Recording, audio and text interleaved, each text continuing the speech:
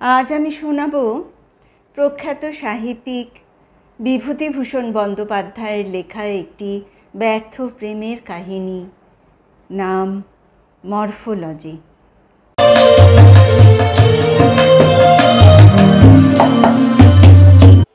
নির্মলার সঙ্গে মেডিকেল কলেজে যেদিন ঢুকি সেদিনই প্রথম দেখা। আমি আইএসসি পাশ করে মেডিকেল কলেজে ঢুকেছি, বয়স 19 বছর। চোখে প্রথম যৌবনের রঙিন নেশাটেশা একেবারেই ছিল না বললে ভুল বলা হবে, যতই কেন অধ্যয়ন পরায়ণ ভালো ছেলে হই না কেন। সেই নেশার ঘোরেই বোধহয় নির্মলাকে স্বর্গের দেবী বলে মনে হলো প্রথম দর্শনেই। ছিপছিপে সুন্দর মেয়ে, টানা টানা চোখ, জোড়া ভুরু, দিব্যি দেখতে মুখখানি। নীল রঙের শাড়ি পরনে, গায়ে ফুল হাতা ব্লাউজ, সরু চুড়ি কগাছা হাতে। চোখে মুখে একটা দীপ্ত বুদ্ধির ছাপ। নারীসুলভ লজ্জা তার মধ্যে মোটেই নেই, আছে বিদ্রোহিণীর উগ্র চ্যালেঞ্জ। আমার মনে হতো ওর সতর্ক ও সজাগ দৃষ্টি পুরুষজাতকে চ্যালেঞ্জ করছে, যেন আমার সঙ্গে বেশি ঘনিষ্ঠতা করতে এসো না, আমি সেই ধরনের মেয়ে নই, খবরদার। সেই জন্যেই যতদিন যেতে লাগলো তত আমি ওর দিকে বেশি আকৃষ্ট হয়ে পড়তে লাগলাম। তখন জানি নে যে আমার জীবনটা একেবারে মাটি করে দেবার জন্যে ও এসেছে। কার জন্যে আজ আমি এই 45 বছরের প্রৌঢ়তায় পদার্পণ করেও অকৃতদার, সন্তান সন্ততিহীন, ছন্ন ছাড়া লক্ষ্মী ছাড়া মানুষ। কার জন্যে সারা জীবন তৃপ্তি পেলুম না, সুখ পেলুম না, আপনার বলতে কাউকে পেলুম না। টাকা রোজগার করতে হয় করে যাচ্ছি, খেতে হয় খেয়ে যাচ্ছি, কলেজে অধ্যাপনা করতে হয় করে যাচ্ছি। জীবনের না আছে কোনো উদ্দেশ্য, না আছে কোনো অবলম্বন। শুনেছি অনেকের এরকম হয়, প্রেমের নেশায় পড়ে অল্প বয়সে, সে নেশা কাটিয়েও ওঠে, কিন্তু আমার মতো এমন উচ্ছন্ন যায় কি? যাক সেসব কথা। কেমন করে কি হলো বলি। আমাদের ক্লাসে অনেকগুলি মেয়ে ছিল। কেউ বিএসসি, কেউ আইএসসি পাশ করে এসে মেডিকেল কলেজের ফার্স্ট ইয়ারে ভর্তি হয়েছিল। 5টি মেয়েকে আমার আজও বেশ মনে আছে। একজনের নাম শকুন্তলা সেন, শ্যামবর্ণ, দোহারা চেহারা, বড় বড় চোখ ও মুখশ্রী মন্দ নয়।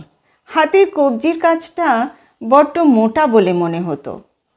শকুন্তলা ছিল বড় শান্ত মেয়ে, কোনো দিকে চাইতো না, এক মনে প্রফেসরের বক্তৃতা শুনে নোট করে যেত। একজনের নাম ছিল সুনীতি, তার উপাধি আমার মনে নেই। ওর রং ছিল খুব ফর্সা, গোল চাঁদের মতো মুখখানা, ফ্ল্যাট টাইপের মেয়ে, ক্লাসে ছেলেদের নাচিয়ে নিয়ে বেড়াতো। একটির নাম ছিল মহামায়া বন্দ্যোপাধ্যায়, সেকেলে নাম কিন্তু বড্ড একেলে মেয়ে। সুন্দরী হিসেবে মন্দ নয়, অতি চমৎকার গঠন, পারিপাট্য শরীরের, খুব শৌখিন, চোখে চশমা, কথায় কথায় হেসে লুটিয়ে পড়ত। এটিও ফ্ল্যাট টাইপের মেয়ে। মহামায়ার সঙ্গে একসঙ্গে আসতো ওরই কীরকম বোন হয়, চপলা বন্দ্যোপাধ্যায়। দেখতে শুনতে মহামায়ার চেয়েও ভালো, কিন্তু বড় নিরীহ, ভালো মানুষ, সাতচরে কথা বের হতো না। আরেকটি গরিব ঘরের মেয়ে ছিল, ওর নাম বেলা চক্রবর্তী।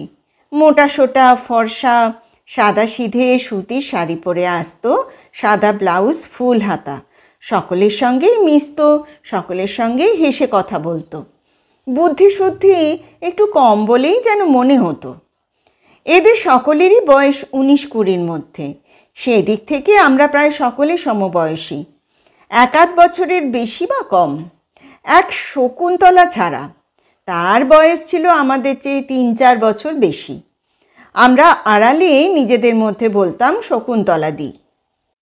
যেমন হয়ে থাকে, ক্লাস শুদ্ধ ছেলে ঝুঁকে পড়ল মেয়েদের দিকে, যে যার সঙ্গে জমিয়ে নিতে পারে প্রাণপণে চেষ্টা করতে লাগলো।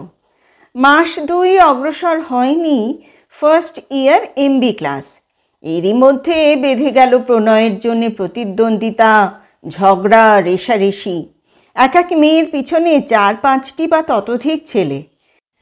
থার্ড ইয়ার ক্লাসে তখন বিখ্যাত সুন্দরী ফিরিঙ্গি মেয়ে মিস ইভশ্যাম পড়ত। আমরা কলেজে ঢুকেই শুনি মেডিকেল কলেজ শুদ্ধ ছাত্র তার জন্যে পাগল। এই ফিরিঙ্গি মেয়েটির নাম চিরকাল লেখা থাকা উচিত মেডিকেল কলেজের অলিখিত ইতিহাসে। অন্তত 2টি আত্মহত্যা ও বহু সংখ্যক ছেলের উচ্ছন্ন যাওয়ার জন্য এই মেয়েটি দায়ী। 4-5টি পিতার বিষয় পুত্র কর্তৃক সমর্পিত হয়েছে এই দেবীর বেদিমূলে অর্ঘ্যস্বরূপ। তবুও এর আকাঙ্ক্ষা মেটেনি। আমি মিস ইভশ্যামকে দেখলুম কলেজের বার্ষিক উৎসবে ছাত্রীদের গ্যালারিতে। এই প্রথম তাকে দেখি। খুব চটকদার সুন্দরী বটে। বয়স 22-এর বেশি নয়। বিদ্যুৎলতা। তবে আমি দূর থেকে দেখেছি এই পর্যন্ত। আরও অনেকবার দেখেছি লম্বা করিডোরে পাশ কাটিয়ে চলে যেতে, কিন্তু ফার্স্ট ইয়ারের ছেলেদের সঙ্গে কথা কইবার বা নট করবার মতো সহৃদয়তা মিস ইভশ্যামের ছিল না। ফার্স্ট বা সেকেন্ড ইয়ারের কোনো ছেলেকে সে পুঁছত না। কেনই বা পুঁছবে? তার স্থাপকবর্গের মধ্যে পাশ করা হাউস সার্জেনরাও ছিল, উঁচু ক্লাসের ধনী ছাত্র ছিল, শোনা যায় 2-1জন অধ্যাপকও ছিলেন। আমি ছিলাম লাজুক ও গম্ভীর প্রকৃতির, আইএসসিতে স্কলারশিপ পাওয়া ছাত্র। লেখাপড়া ছাড়া আর কিছু বুঝতামও না। মেয়েদের সসংকোচে পাশ কাটিয়ে যেতেই চিরদিন অভ্যস্ত। লজ্জায় চোখ তুলে অপরিচিতা মেয়েদের দিকে চাওয়া ছিল আমার পক্ষে সুকঠিন ব্যাপার। আজকে দিনের কথা নয়, কথা হচ্ছে আজ থেকে 26 বছর আগের। তখন মেয়েরা বেথুন কলেজ ছাড়া অন্য কোনো কলেজে পড়তো না, আর পড়তো মেডিকেল কলেজে। মেয়েরা তখন অনেক ছাত্রের কাছেই অন্য জাতের জীব বা দেবী টেবি বলে গণ্য হতো। মেডিকেল কলেজে ঢুকে প্রথম সহপাঠিনী রূপে ওদের পেয়ে ছাত্রদল যদি ওদের দিকে ঝুঁকেই পড়ে, ওদের নিয়ে যদি বাঁধিয়ে দেয় হুড়োহুড়ি, তবে আশ্চর্যের কথাটা এমন কি আর। এই আবহাওয়ার মধ্যে আমি ভালো ছেলেরূপে ফার্স্ট ইয়ারের 3-4 মাস কাটিয়ে দিলাম। এর মধ্যেই নির্মলাকে নিয়ে ক্লাসে অনেক কিছু হয়ে গিয়েছে। ধনী ছাত্র শশধর মুহুরী নির্মলার সঙ্গে ঘনিষ্ঠতা করবার চেষ্টা করতে গিয়ে সেই চ্যালেঞ্জপূর্ণ উগ্র দৃষ্টির সামনে এতটুকু হয়ে গিয়েছে। আরও কয়েকটি ছাত্র চোখ রাঙানি খেয়েছে রীতিমতো। অথচ ওরাই মহামায়াকে বা সুনীতিকে নিয়ে মোটর বিহার করত, কলেজ রেস্টুরেন্টে নিয়ে গিয়ে একসঙ্গে খেত, গেটের কাছে দাঁড়িয়ে থেকে সঙ্গে করে ট্রামে উঠত। আমি ক্লাসে এসে নির্মলার দিকে চেয়ে থাকতাম। ভয় হতো, বুক ঢিপ ঢিপ করত, পাছে নির্মলা কিছু মনে করে। একদিন আমি ওর দিকে চেয়ে আছি, ওর সঙ্গে চোখাচোখি হয়ে গেল। সেও এক অপ্রত্যাশিত ধরনের আশ্চর্য ব্যাপার। আমি ওর দিকে চাইতে গিয়ে দেখি ও আমার দিকে চেয়ে আছে। আমার আগে থেকেও ও আমার দিকে চেয়ে আছে। আমার সারা শরীর দিয়ে যেন বিদ্যুৎ খেলে গেল। কেন নির্মলা আমার দিকে চেয়ে আছে? আমাকে কি ওর ভালো লাগে? নইলে কেন আমার দিকে চাইল ও? আমার চেহারা যে ভালো সকলে বলতো। চিরকাল শুনে এসেছি এই কথা আত্মীয় অনাত্মীয় সকলের মুখ থেকে। আয়নায় নিজের চেহারা দেখেও খারাপ মনে হয়নি কোনো দিন। দেখতে ভালো বলে বিয়ের সম্বন্ধও 2-1টি আসতে আরম্ভ করেছিল বড় ঘর থেকে। আমাদের অবস্থাটাও ভালো। কলকাতায় 3-4খানা বাড়ি, ভাড়া থেকে মাসিক আয় মন্দ হয় না। তারপর আমিও স্কলারশিপ পাওয়া ছেলে, পড়াশুনোয় নাম করা ভালো ছেলে। বিয়ের সম্বন্ধ আসবার অপরাধ কি? একদিনের কথা আমার আজও মনে আছে। শ্রাবণ মাসের দিন, কেমিস্ট্রি ক্লাস থেকে বেরিয়ে মাঠে নেমেছি। উদ্দেশ্য কলেজ রেস্টুরেন্ট থেকে 1 পেয়ালা চা খেয়ে নেব। এমন সময় হঠাৎ আমার পেছন থেকে কে মৃদুস্বরে ডাকলে, শুনুন।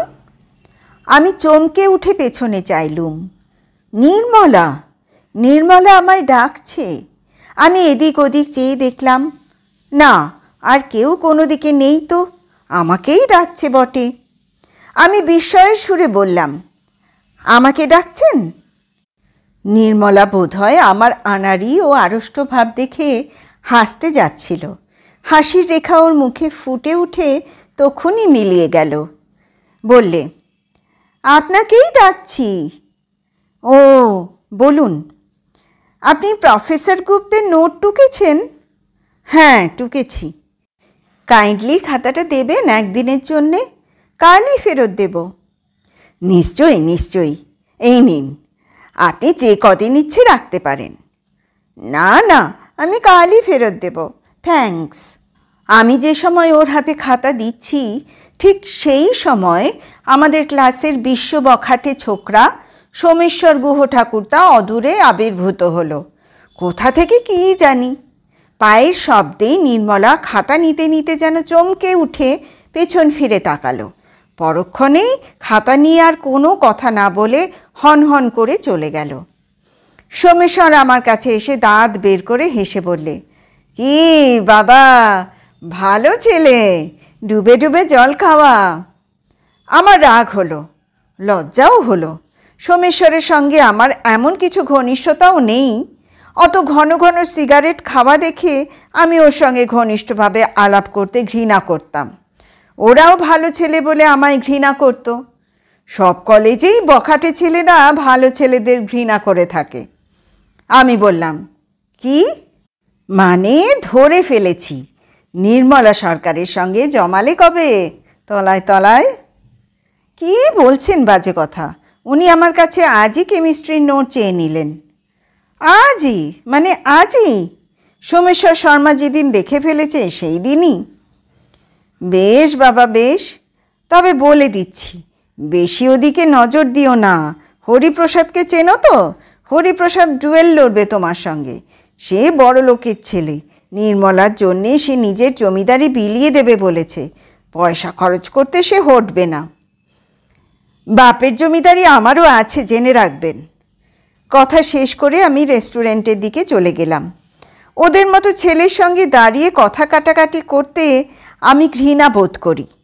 কলেজ থেকে বের হয়ে একটা নির্জন স্থান খুঁজতে খুঁজতে চলে গেলুম গড়ের মাঠে। চিনেবাদাম চিবুতে চিবুতে কতক্ষণ ভাবলাম আজকের কথাটা। নির্মলা সরকার কী ধরনের মেয়ে আমি জানি। সে দেবী, আমার চোখে অতি পবিত্র। তার নামে কেউ কিছু বললে আমার সহ্য হয় না। এত মেয়ে তো আছে কলেজে, কিন্তু ওকে আমার এত ভালো লাগে কেন? এর জবাব নেই কোনো। সেই নির্মলা আজ আমার সঙ্গে কথা বলেছে নিজের থেকে। নোট চেয়ে নিয়ে গেল। কেন আমারই নোট নিয়ে গেল? কলেজে তো কত ছেলে রয়েছে, ভালো ছেলে বলে নিয়ে থাকে যদি। আজকে সুন্দর দিনটি আমার কার মুখ দেখে না জানি উঠেছিলাম। পরদিন রবিবার নেশার ঘোরে সারা দিন কেটে গেল।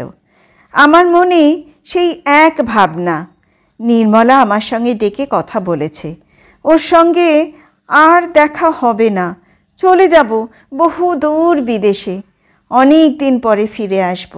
ওকে দেখিয়ে দেব আমি কত বড় ত্যাগী। হঠাৎ আমায় দেখে ও অবাক হয়ে যাবে। এসব সংকল্প অবশ্য সংকল্পই থেকে গেল। সোমবার ক্লাসে আবার ওর সঙ্গে দেখা হলো। সহজভাবেই ও আমার খাতা ফেরত দিল এবং আমিও সহজভাবে নিলুম। এরপর থেকে মাঝে মাঝেই ও আমার কাছ থেকে খাতা নিয়ে যায়, আবার ফেরত দেয় 2-3 দিন পরে। আমি ভাবি ওকে একদিন নির্জনে দেখা করতে বলবো, কিন্তু খাতা ফেরত নেবার সময় মুখ শুকিয়ে যায়, বুক ঢিপ ঢিপ করে, কোনো কথাই মুখ দিয়ে বেরোয় না। সহজভাবে চলতে চেষ্টা করি, বাইরে দেখাই সম্পূর্ণ সহজভাবেই চলছে, কিন্তু ভেতরে ভেতরে ভয়ানক আড়ষ্ট ও মুখ চোরা হয়ে যায়। জিভ শুকিয়ে আসে কেন কে জানে। বুকের ঢিপ ঢিপ শব্দ যেন ও শুনতে পাবে মনে হয়। কিসের একটা ঢেউ গলা পর্যন্ত পৌঁছে গলার স্বর আটকে দেয়। গোটা ফার্স্ট ইয়ার এভাবে কেটে গেল। অন্য কোনো মেয়ের দিকে আমার মন নেই। তাদের মধ্যে অনেকে কথা বলে আমার সঙ্গে, অত্যন্ত সহজভাবে তাদের সঙ্গে মিশি। 2-1জনকে চাও খাওয়াই কলেজের মধ্যে ও বাইরে, কিন্তু নির্মলার বেলা সব গোলমাল হয়ে যায়। কিন্তু এসব তো সাধারণ কথা। আসল ব্যাপার হচ্ছে আমার প্রতিদিনের ভীষণ বেদনা ও মনোকষ্ট। সে যন্ত্রণা দিন দিন আমার বাড়ছে, ভেতরে ভেতরে শুকিয়ে যাচ্ছি, অথচ কাউকে বলতে পারিনি সে দারুণ যন্ত্রণা। আবার ওর সঙ্গে কখন দেখা হবে সেই সময়টার প্রতীক্ষা সকাল থেকেই করতে থাকি। সকাল থেকে সময় আর কাটে না। ক্লাস সেই 11টায়। 10টা বাজলে অমনি শুরু হয়। কিছুতেই মনকে শান্ত করতে পারিনি। প্রতিদিন ভাবি আজ কলেজ গিয়ে ওর সঙ্গে সব কথা খুলে বলবো, কিংবা আশা করি ও আজ হয়তো আমাকে বলবে, চলুন আপনি ও আমি বেরিয়ে আসি। কিছুই ঘটে না কোনো দিন। কী যে সব যন্ত্রণার দিন আমার গিয়েছে, এখনো মনে পড়লে আমার হৃদকম্প হয়। ভগবানের কাছে বলি এমন অবস্থা যেন অতি বড় শত্রুরও না হয়। পুরো 1.5 বৎসর সহ্য করলাম সেই যন্ত্রণা। সেকেন্ড ইয়ারে উঠে ঠিক করলুম মেডিকেল কলেজ ছেড়ে দেব। এরকম যন্ত্রণা আর বেশি দিন সহ্য করতে পারবো না। অসহ্য হয়ে উঠেছে আমার পক্ষে, সত্যি অসহ্য হয়ে উঠেছে। বাড়িতে বলে সব রাজি করলুম। বললুম ডাক্তারি পড়ায় আমার মন নেই, এবার মরা কাটা শুরু হবে, মরা কাটা আমার দ্বারা হবে না, ছেড়ে দেব মেডিকেল কলেজ, বিএসসি পড়ব। এই সময় একটা ঘটনা ঘটলো একদিন। আমার একটা নোট বই 4-5 দিন হলো নির্মলার কাছে ছিল। মেডিকেল কলেজের কম্পাউন্ডের মধ্যেই মেয়েদের হোস্টেল। হঠাৎ ভাবলুম ওর হোস্টেলে গিয়ে খাতাখানা নিয়ে আসব। খুব দুঃসাহসিক কাজ। বেলা 4:30। গার্লস হোস্টেলের দরজায় যেতেই দারোয়ান বললে, কাকে খুঁজছেন বাবু? আমি বললাম, मिस निर्मला सरकार, सेकेंड ईयर। नाम तो लिख दीजिए बाबू, इस स्लिप में मेट्रन को पास ले जाना होगा। दारवान स्लिप निये चले गेल मेट्रनेर काछे। आमार बुकेर मध्य ततक्षण बिराट तोलपाड़ शुरू हये गियेछे, मुख शुकोते आरम्भ करेछे। मनके बोझालुम, केन आमी तो छेड़ेई जाচ্ছি कलेज, निर्मलार जन्य तो आसिनी, আমি এসেছি আমার নোট বই নিতে। নির্মলার সঙ্গে আমার কি সম্পর্ক? বারে, আমার নোট বই আমি চেয়ে নেব না? এতে আর কি হয়েছে? নির্মলা কিছু মনে করে তো করুক। দারোয়ান এসে বললে, আইয়ে বাবু, ভিজিটার্স রুমে बैठिए। ভিজিটার্স রুমে বসতে বললে যে, তাহলে নির্মলা চটে যায়নি? না, তা কেন চটবে? চটবার কি আছে এর মধ্যে? ভিজিটার্স রুমে গিয়ে বসবার একটু পরেই একখানা ফিকে নীল রঙের শাড়ি পরে স্যান্ডেল পায়ে দিয়ে নির্মলা হাসি মুখে ঘরে ঢুকলো।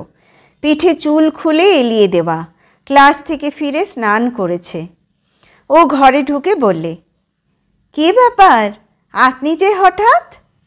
আমার মনের অবদমিত আবেগ যেন উত্তাল হয়ে উঠল বুকের মধ্যে। এখানে তো কেউ নেই। নির্মলা, নির্মলা সরকার আমার সামনে, শুধু দুজন এই ঘরের মধ্যে, কেউ নেই, কোথাও কেউ নেই। বলে ফেলি, এমন সুযোগ জীবনে আর আসবে না। 1.5 বছরের মধ্যে মহাপ্রতীক্ষিত সেই পরম শুভ মুহূর্তটি আজ সমাগত। এই সুযোগ ছেড়ে দেওয়া যায় না। যা হয় হবে, হয় এসপার নয় ওসপার। আমি ওর চোখের দিকে চাইলাম। নির্মলাও আমার চোখের দিকে দেখে চেয়ে আছে। আমার মনে হলো, অবশ্য আমার ভুলও হতে পারে, তবে আমার আজও তাই ধারণা যে ওরই চোখে সেদিন প্রতীক্ষা দৃষ্টি দেখেছিলাম। অতি অল্পক্ষণের জন্যে এই কথা আমার মনে হয়েছিল। তারপরে ওর দিকে চেয়ে আমি বললাম, নোট বইটা নিতে এসেছি। ও, কাল একবার ভেবেছিলুম আসব। নির্মলা আবার যেন প্রতীক্ষা ও আহ্বানের দৃষ্টিতে আমার দিকে চাইলে। দেবীর মতো রূপ, কি উজ্জ্বল মুখ চোখ, কি ঢেউ খেলানো কালো মেঘের মতো একরাশ চুল, অপূর্ব রূপ ফুটছে ওর। আমি চেয়ে চোখ নামিয়ে নিলাম। কেন যে চোখ নামিয়ে নিলাম। আজ আমার মনে হয় আমি ভুল করেছিলাম। মেয়েদের রূপ পুরুষের পুজোর জন্যে নয়, তাকে আকৃষ্ট করবার জন্যে। নির্মলা আশা করে এসেছিল সেদিন। ওর আশা আমি ভঙ্গ করেছিলুম নিজের ভীরুতার জন্যে। ও বললে, তাহলে এলেন না কেন? আমি বললাম, কাজ ছিল, তাই আশা হলো না। আর একটি আশ্চর্য কথাও বললে। সে কথা ও যে আমাকে বলবে এমন আশা করিনি। তবুও বলি, এ কথার গুরুত্ব তখন অত বুঝিনি, পরে যত বুঝেছিলাম। ও বললে, কাজ থাকলে বুঝি আমার কাছে আসা যায় না? আমি শুধু বোকার মতো হাসলাম। নির্মলা আবার বললে, বলুন না। না না না, দেরি হয়ে গেল কি না? আমার উত্তরের বিশেষ কোনো মানে হয় না, অসংবদ্ধ প্রলাপ। কিসের দেরি হয়ে গেল? না মানে এমনি বলছি। আপনি অদ্ভুত লোক। কেন? কেন? আপনাকে কি করে বোঝাবো? নিজে বুঝতে পারেন না?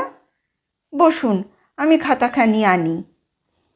আমি তো বুঝতে পারলাম না কিসে আমি অদ্ভুত লোক হলাম। নির্মলার এ কথার মানে কি? একটু পরে ও ফিরে এলো। এসে একটি অদ্ভুত কাণ্ড করলে। খাতাখানা আমার হাতে দিয়ে হঠাৎ ঈষৎ নিচু হয়ে যেন আমার দিকে এগিয়ে ঝুঁকে পড়ে আমার মুখের ওপর দৃষ্টিপাত করে মুখ সরিয়ে নিলে। আর মুখ ফিরিয়ে নিয়েই সরে গেল এবং খিলখিল করে হেসে উঠল। আমার মাথা ঘুরে উঠল। গম্ভীর ও সংযত মেয়ে নির্মলা ক্লাসের মধ্যে, তার একই লীলা। আমি খাতা হাতে নিয়ে উঠে বললুম, তবে আজ আসি। নির্মলার মুখের হাসি মিলিয়ে গেল। বললে, বসুন না। যাই, বেলা গিয়েছে, কাজ আছে বাড়িতে। চললেন তাহলে? ডিসেকশন রুমে দেখা হবে তো কাল? হ্যাঁ, যাই। কাল ডিসেকশন রুমে আসবেন তো ঠিক? আসব। নির্মলা ফটক পর্যন্ত এগিয়ে এলো। আমি টলতে টলতে বাইরে এলাম। বাইরে এসে বাড়ি যাবার পথে কতবার ভাবলাম, নির্মলার এ অদ্ভুত আচরণের অর্থ কী? ও তো অতি গম্ভীর মেয়ে, অন্য কারো সঙ্গে তো কথাই কয় না ভালো করে। আমাকে কি অন্য চোখে দেখে? কি জানি। বাড়িতে তখন আমার বিয়ের জন্যে খুব পীড়াপিড়ি চলছে, কিন্তু বিয়ে করা আমার পক্ষে অসম্ভব। নির্মলা আমার চোখে ও মনে জল জল করছে। অন্য মেয়েকে ওর আসনে বসাতে পারবো না। নির্মলা খুব বড় লোকের মেয়ে, অভিজাত ও উচ্চশিক্ষিত পরিবারের মেয়েও। আমি খোঁজ নিয়ে দেখেছি। ওকে পেতে যাওয়া মানে বামন হয়ে চাঁদে হাত। আমার মতো একজন নগণ্য ছেলেকে মেয়ে দেবে ওর মা বাপ? আমি কলেজ ছেড়ে দিলাম। কলেজে তিলে তিলে দগ্ধ হতে পারবো না আমি। মেডিকেল কলেজে মরা কাটা আমার দ্বারা হবে না। বিএসসি পড়লুম, প্রথম শ্রেণীর অনার্স পেলুম। এমএসসিতে দ্বিতীয় শ্রেণীর বটে, কিন্তু সেবার আমার বিষয়ে প্রথম শ্রেণীতে কেউ ছিল না। কলকাতা একটা কলেজের অধ্যাপকের চাকরি জুটে গেল সহজেই। ডেপুটি ম্যাজিস্ট্রেট হওয়া কঠিন হতো না, কিন্তু আমি নির্ঝঞ্ঝাটে কাটাতে চাই জীবন। পয়সার অভাব নেই। কার জন্যেই বা অত খাটতে যাব? না বিয়ে থাওয়া, না ছেলেপুলে, বেশ আছি। নির্মলার কথা ভুলিনি, তার জন্যেই বিয়ে করতে পারলুম না। এ যে কী টান, কী মোহ, কি করে বলবো? মন থেকে কিছুতেই তাড়াতে পারলাম কই। নির্মলার বিয়ে হয়েছিল একজন বিলেত ফেরত ডাক্তারের সঙ্গে।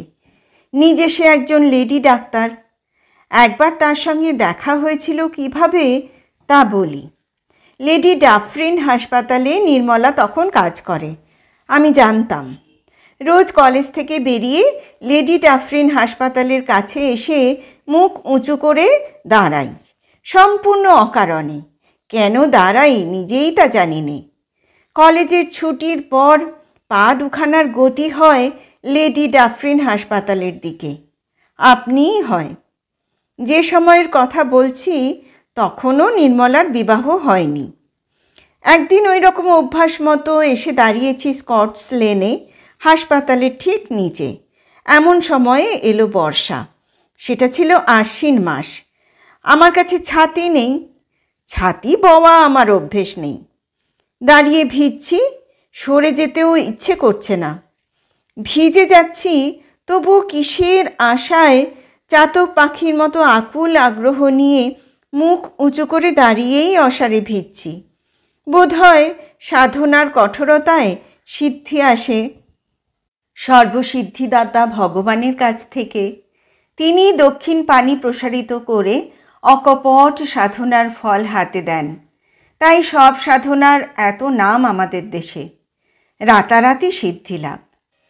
হঠাৎ রাস্তার দিকে জানলা খুলে গেল হাসপাতালের দোতলায়। একটি মেয়ে উঁকি মেরে রাস্তায় আমায় দাঁড়িয়ে থাকা অবস্থায় দেখলে। আমি চিনলাম, সে নির্মলা। নির্মলা কিন্তু আমাকে একবার দেখেই হাত দিয়ে এগিয়ে যেতে ইঙ্গিত করেই জানলা থেকে তক্ষুনি সরে গেল। আমি তো অবাক। আমার রক্ত তখন দ্রুত স্রোতে বুকের দিকে ঠেলে উঠছে। আমি তাড়াতাড়ি এগিয়ে গেলাম। হাসপাতালের গেটের কাছে নির্মলা দাঁড়িয়ে আছে, হাতে একটা ছাতি। আমি এগিয়ে গেলাম। কতকাল পরে দেখা। ও হাত জোর করে বললে, নমস্কার, কোথায় আছেন? কি করছেন? কতদিন পরে দেখা। হ্যাঁ, তাই। কি করছেন আজকাল? কলেজে প্রফেসরি করি। ছুটির পরে এ পথে আসছিলাম, তাই বৃষ্টি হলো হাসপাতালের কাছেই। এমএসসিতে তো ব্রিলিয়ান্ট রেজাল্ট করেছিলেন, বিলেত গেলেন না কেন? আপনি তো স্টেট স্কলারশিপ পেতেন। না, কি হবে গিয়ে। পরক্ষণেই সংশোধন করে নিয়ে বললাম, বাবার শরীরও খারাপ। আপনি এখানে কি করছেন? Resident house surgeon. আমি তো গত বছর পাশ করে বেরিয়েছি। নির্মলার দিকে চেয়ে দেখলাম ভালো করে। বালিকার চাঞ্চল্যের লেশমাত্র নেই ওর মধ্যে। এসেছে সুন্দরী পূর্ণ যৌবনার দীপ্তি ও গাম্ভীর্য। একটু যেন মোটা হয়ে পড়েছে, তবে আমারই চোখে পড়ল। অন্য কেউ হঠাৎ দেখলে ওকে মোটা বলবে না। মধুশ্রীতে পূর্ণিমার চন্দ্রের পূর্ণতা। নির্মলাও দেখি আমার দিকেই চেয়ে আছে। নির্মলা কি বুঝতে পেরেছে আমি রোজ ওর হাসপাতালের পাশে দাঁড়িয়ে থাকি? আরও কোনো দিন দেখেছে নাকি? আমি বললাম, ভালো আছেন? মন্দ নয়। আপনি মেডিকেল কলেজ ছাড়লেন কেন? ক্লাসের মধ্যে সবচেয়ে ভালো ছাত্র ছিলেন তো। আমি ওর কথা উড়িয়ে দেওয়া সুযোগ হেসে বললাম, ও কিছু না, কত ভালো ছেলে ছিল। আপনিও তো খুব ভালো ছাত্রী ছিলেন। আমার মরা কাটা পছন্দ হলো না। ও খপ করে একটা প্রশ্ন করে বসল। এই প্রশ্নের জন্য আমি প্রস্তুত ছিলাম না। বড় ব্যথা দিলে প্রশ্নটা করে। বিয়ে করেছেন? না। আচ্ছা, নমস্কার। দাঁড়ান দাঁড়ান, ছাতিটা নিয়ে যান। ভিজছেন দেখে ছাতিটা নিয়ে এলাম। কাউকে দিয়ে পাঠিয়ে দিলেই হবে। চলে এলুম ছাতি নিয়ে। নিজে যাইনি, ছাতি অন্যের হাত দিয়েই ফেরত পাঠিয়ে দিয়েছিলাম। এর পরের বছরই কিংবা সেই বছরই নির্মলার বিবাহের সংবাদ পাই। এরপরে নির্মলার সঙ্গে আর একবার আমার দেখা হয়েছিল। আমহা স্ট্রিট বেয়ে আমি হেঁটে যাচ্ছি, হঠাৎ একটা মোটর দাঁড়িয়ে গেল পাশে। নারী কণ্ঠে কে বললে, এই যে নমস্কার। চেয়ে দেখি নির্মলা, বেশ মোটা হয়েছে। আমার লজ্জা হলো হঠাৎ এভাবে ওর সঙ্গে দেখা হওয়াতে, কারণ আমিও মেদ বৃদ্ধির পথে কম অগ্রসর হইনি। ওর চেয়ে দুজনের পাল্লাপাল্লিতে বোধহয় আমিই জিতব। কোথায় যাচ্ছেন? আসুন গাড়িতে, উঠুন। ও একাই ছিল গাড়িতে। না, আর গাড়িতে উঠব না, ধন্যবাদ। এই তো সুকিয়া স্ট্রিটে যাব। গাড়িতে আসুন না, নামিয়ে দেব ওখানে। সুকিয়া স্ট্রিটের কোথায় বলুন? না না, থাক থাক, থ্যাঙ্কস। ওই তো পাশের গলি, মোড়ের মাথায়। কতটুকু? নমস্কার। নির্মলা আমার দিকে কেমন যেন এক প্রকার করুণা ও সহানুভূতির দৃষ্টিতে চাইছিল। সেটাই আমার অসহ্য হলো। আর দাঁড়াতে পারলুম না। নিজে মোটা হয়েছি বলে লজ্জাও হলো ওর সামনে দাঁড়াতে। এরপর আর ওর সঙ্গে দেখা হয়নি। সে আজ বহু বৎসরের কথা, 17-18 বছর আগের কথা। দিন যায় যত, নির্মলার কথাও তত ভুলি। ক্রমেই নির্মলার ছবিও অস্পষ্ট হয়ে এসেছে। এমন সময় সেদিন এক ব্যাপার হয়ে গেল। মাসখানেকও হয়নি, আমাদের কলেজে বিএসসি প্র্যাকটিক্যাল পরীক্ষা হচ্ছে। অন্য কলেজের কয়েকটি মেয়ে পরীক্ষা দিচ্ছে। মেয়েদের পরীক্ষা আমি তত্ত্বাবধান করছি ও পাহারা দিচ্ছি সেই রুমে। একটি মেয়েকে দেখেই আমার মন ছ্যাঁত করে উঠল। আমি অবাক হয়ে ওর মুখের দিকে চেয়ে রইলুম। এর মুখ আমার সুপরিচিত। মনে হলো অনেক দিন আগে একে আমি চিনতাম। আমি ওর মুখের দিকে চেয়ে ভাবছি, একে কোথায় দেখেছিলাম প্রথম যৌবনের কোন দিনে। হঠাৎ আমার চমক ভাঙল। কি মনে করবে, আমি প্রৌঢ় অধ্যাপক, ওরা অন্য কলেজের মেয়ে, আমাকে চেনেও না, কিছু ভাবতে পারে। মেয়েটির ব্যাপার দেখে বুঝলুম সে ফাঁপড়ে পড়েছে। দুটি প্রশ্ন আছে উদ্ভিদ বিজ্ঞানের, একটি হিস্টোলজির, অপরটি মরফোলজির। মেয়েটি একটি লতার অংশ শুরু করে কেটেছে, কিন্তু কিছুতেই সেটাকে রাঙাতে পারছে না। 3-4বার ধরে চেষ্টা করলে ওর হাত কাঁপছে, চোখে জল টলমল করছে। আমি দেখলুম মেয়েটি এ কাজ কখনো মন দিয়ে করেনি। সিনেমা দেখে বেরিয়েছে, ক্লাসে ফাঁকি দিয়ে এসে এখন নিজেই ফাঁকে পড়ে গিয়েছে। কাছে গিয়ে বললুম, কী হচ্ছে খুকি? মেয়েটি কাঁদো কাঁদো সুরে বললে, সেকশনটা স্টেন নিচ্ছে না, জড়িয়ে জড়িয়ে যাচ্ছে। আমি হেসে বললাম, তুমি কোন কলেজের স্টুডেন্ট? Scottish church. সেকশন কাটতে শেখনি? অত মোটা করে সেকশন কাটে? তাছাড়া দেখছো না এই লতায় লাল হরহরে আঠা রয়েছে, ওটা অ্যালকোহলে ধুয়ে না নিলে কখনো স্টেন নেবে না, ওটা অ্যালকোহলে ওয়াশ করে নাও। মেয়েটি আমার কথায় অ্যালকোহলে ধুতে গেল, কিন্তু মা লক্ষ্মী দেখলুম সিনেমা দেখেই কাটিয়েছেন, লেখাপড়া কিছুই করেননি। বললাম, ও কি হচ্ছে, তুমি অ্যালকোহলে ধুতে জানো না? গ্রেডে তোলো, নইলে সেকশনটা গলিয়ে যাবে যে। আগে 20, তারপরে 50, তারপরে 70, তারপরে 90, তারপর অ্যাবসোলিউট অ্যালকোহলে তোলো। কেন লাইজল দিয়ে ধুয়ে ফেলবো না? পাগল, লাইজল দিয়ে এখন ধোবে কেন? অ্যাবসোলিউট অ্যালকোহলে আগে তোলো। ওর হাত কাঁপছে, কখনো এ কাজ করেনি। গ্রেডে তোলা কাকে বলে তাই ভালো করে শেখেনি হাতে কলমে করতে। আমার মায়া হলো। বললুম, ছেড়ে দাও খুকি, তুমি মরফোলজির কোশ্চেনটা ট্রাই করো, আমি দেখছি। আমি ল্যাবরেটরির হেড অ্যাসিস্ট্যান্ট নরেনকে ডাকলুম। নরেন আমারই ছাত্র, প্র্যাকটিক্যাল ক্লাসে নিপুণ। তাকে বললাম, নরেন, এই সেকশনটা মাউন্ট করে নিয়ে এসো তো। নরেন আমার মুখের দিকে চেয়ে দেখে সেকশনটা হাতে নিয়ে চলে গেল। হয়তো ভাবলে প্রৌঢ় অধ্যাপকের এ দুর্বলতা কেন, সুন্দরী মেয়ে দেখে তাকে পরীক্ষায় বেআইনি সাহায্য করছেন। একটু পরে নরেন বেশ চমৎকারভাবে নিপুণ হস্তে সেকশনটা স্লাইডের ওপর বসিয়ে কানাডা বার্ম দিয়ে বন্ধ করে আমার হাতে এনে দিলে। আমি নিয়ে গিয়ে বললাম, এই নাও খুকি। তার প্রশ্নের উত্তর বেআইনিভাবে পেয়ে মেয়েটি কৃতজ্ঞতামূলক হাসলে। অনেক দিন আগে এই হাসি কোথায় দেখেছি।